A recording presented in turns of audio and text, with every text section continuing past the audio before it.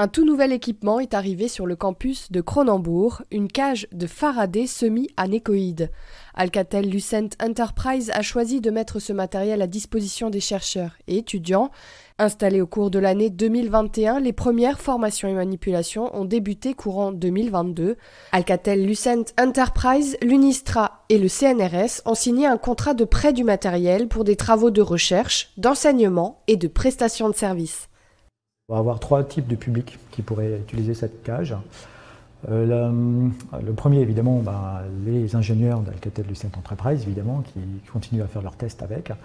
Ensuite, on a donc les enseignants-chercheurs et le personnel technique du laboratoire. Ensuite, on aura aussi du personnel enseignant dans le cadre de formation des étudiants aux concepts et aux mesures de compatibilité électromagnétique.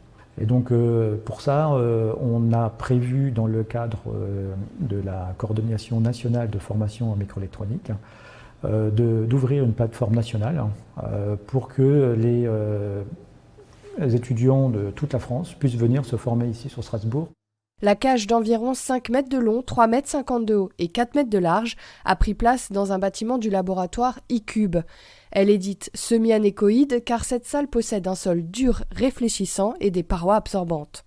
Une cage de Faraday, c'est un endroit où on peut faire des mesures de rayonnement et de sensibilité d'un appareil aux ondes électromagnétiques, tout en protégeant l'environnement autour. Donc à la base, c'est une boîte complètement fermée en métal, comme une boîte de conserve, à l'intérieur de laquelle on a mis des absorbants pour empêcher les réflexions des ondes sur les murs, et puis notre produit sur une table tournante en face d'une antenne qui émet des ondes ou qui reçoit des ondes. Mais si on ne fait que ça, l'onde qui est émise par l'antenne serait réfléchie par le mur et ferait des allers-retours, ce qui compliquerait l'analyse des résultats. Et pour éviter ça, on couvre toutes les parois de la cage de matériaux absorbants. Donc il y en a deux types d'absorbants. Il y a des absorbants ferrites qui sont sur toute la surface de la cage, qui fonctionnent à des fréquences relativement basses. Et pour les fréquences plus élevées, on utilise des absorbants sous forme de pyramide qui fonctionnent jusqu'à 18 GHz. Donc ça, c'est pour l'isolation de la cage. Et l'antenne, elle est assez particulière. Alors, une antenne, ça fonctionne optimalement à une fréquence qui dépend de la longueur des éléments. Donc pour les fréquences élevées, il faut des éléments courts, et pour des fréquences basses, des éléments plus longs. Et comme nous, on veut tester toutes les fréquences, on a une antenne qui est composée de beaucoup d'éléments, donc des éléments très courts pour les fréquences très élevées, et de longueur moyenne pour les fréquences intermédiaires, jusqu'à une antenne qui est très très grande, qui est pliée parce qu'elle ne rentrerait pas dans la cage pour les fréquences les plus basses.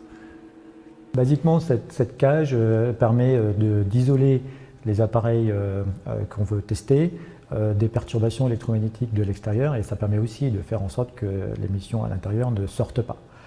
Et ces tests ont pour objectif de vérifier donc la compatibilité électromagnétique. Alors ça, je peux l'expliquer assez facilement.